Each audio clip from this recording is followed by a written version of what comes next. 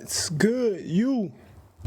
Man, y'all can tell I'm back with another reaction video. Now today we're gonna be reacting to the Kendrick Lamar Start a War. Now with that last song, he was coming for Drake and Jermaine Cole. So we finna get straight into the video. I don't know if he started a war, but that song was fire. Now actually he kinda did start a war.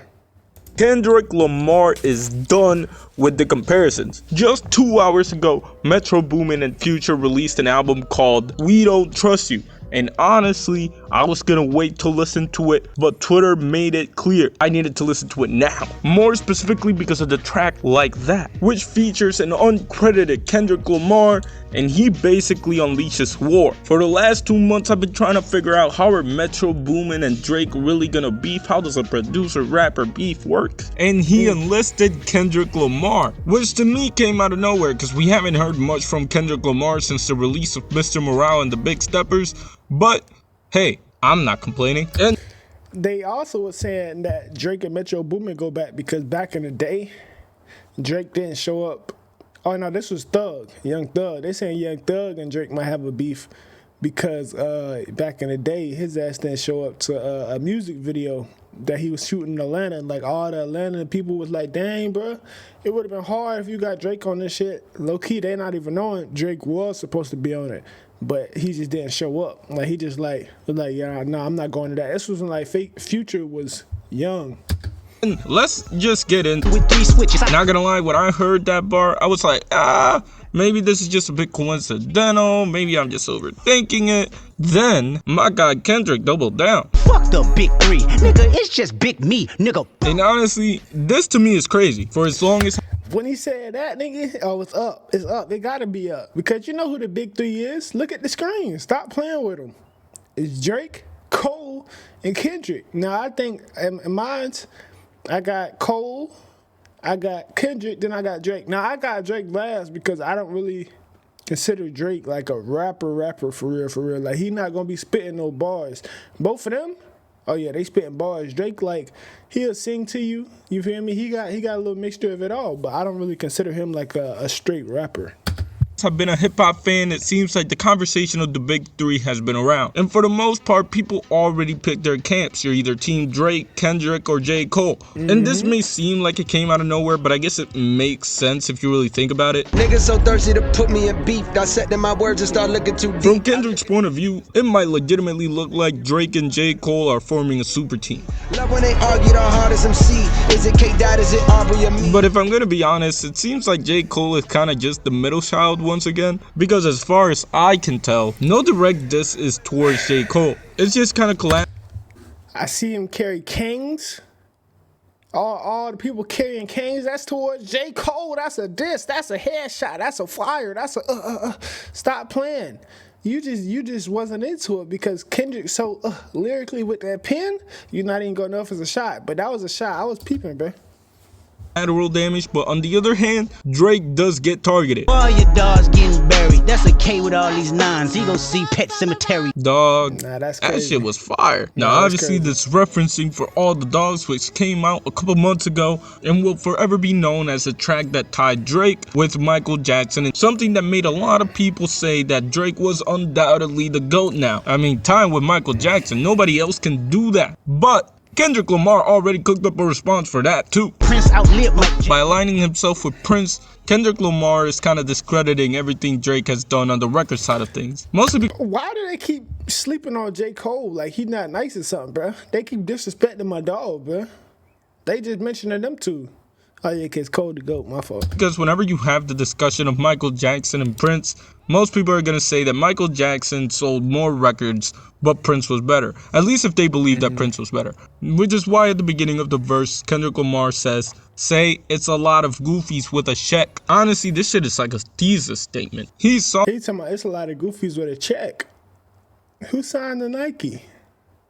That boy OVO. So you know what he dismounted the conversations before they even happened. Still though, I feel like I need to rewind at least a little bit because it does seem like it came kind of out of nowhere. At least if you weren't paying attention. But at least for the purposes of this video, we're not gonna go all the way back. I assume you know Kendrick Lamar and Drake. Bitch. You ugly as fuck. So it's 2022 and Kendrick Lamar returns to hip hop. It's been 5 years since the last Kendrick Lamar record, by the way, based on his family ties verse. Smoking on your top 5. This nigga stay missing, bro. Where is he at? He's MIA all the time. Y'all wanna call this man the GOAT. That's why it's the top 2. Cause he never around. Where you at, bro? Tonight. However, when the album came, surprisingly, the record was mostly about mental health, which was cool, and I do think the album was good, but that whole smoking on top 5 energy went out the window. In fact, the only mention of Drake throughout the record was Kendrick Lamar saying that he was confused as to why he made up with Kanye. When Kanye got back with Drake, I was slightly confused. Like, I don't know, that's not even a diss for real. In fact, in terms of disses, most fans have had to reach. So this is Sticky by Drake. It was released on the infamous Honestly Nevermind record. An album that everybody hated, but I think it's decent. I don't hate it as much, but a lot of people do. Which makes a lot of people think that this song Messy, get them girls off the stage, cause somebody was Kendrick showing that he could do the same thing that Drake was doing, but make it better. Me personally, I think... Oh, that was Kendrick song? I thought that was Drake's song on his album. I think that song is, I think that album is where Drake was doing like all the disco shit. It's a stretch, because when it comes to dissing each other, Kendrick and Drake have never been subtle about it. They may not drop a name, but you definitely know who they're dissing. In fact, if you want an example of what a real diss looks like between these two, then Drake's got you covered. I don't know about these guys that go away 3, 4, 5 years, want to chill out, all that shit. That's not me. Obviously, this is a reference to Kendrick Lamar and the whole 1,855 days in between Mr. Morale and Damn, compared to Drake, who has released like 7 albums this decade. It's honestly crazy, man. Shout out to Drake for that. But of course, Drake should have known better than to know that someone like Kendrick wasn't gonna let that slide. Or maybe I'm not gonna lie, but when Kendrick does decide to come out of retirement, you feel me, just get that pen a little wet, he lick that pen and write down on that paper, every word that nigga write down be fire. Not gonna lie to you, that nigga Kendrick be coming out. Oh yeah, that's his ass right there. He be on that, bro. Like, I don't know what's wrong with this man Kendrick. His pen is just, him and J. Cole pen is different than Drake's, bro. I'm trying to tell you. really believe that Kendrick Lamar wouldn't say nothing about it because of that Mr. Morale album and how much that was about growth and healing. However, as we now know, that was not the case. And you gotta wonder how much Metro Boomin played a part in all this, because for those who don't know, Metro Boomin and Drake have been beefing for a while now. Obviously not for the extended amount of time that Drake and Kendrick Lamar have been beefing, but this beef goes back at least a couple of years, as Drake was originally set to be on Heroes and Villains, but got taken off for whatever reason. However, the track ended up leaking online, which leads a lot of people to believe that Drake himself leaked the song. Drake has done this before with Life of the Party when Kanye dissed them. The beef was something that people speculated on, but it definitely became clear once Metro Boomin started speaking out against her loss, winning Rap Album of the Years, and the hate got solidified once Drake poked fun at Metro Boomin. So how would somebody like Metro Boomin respond? How about by getting one of Drake's...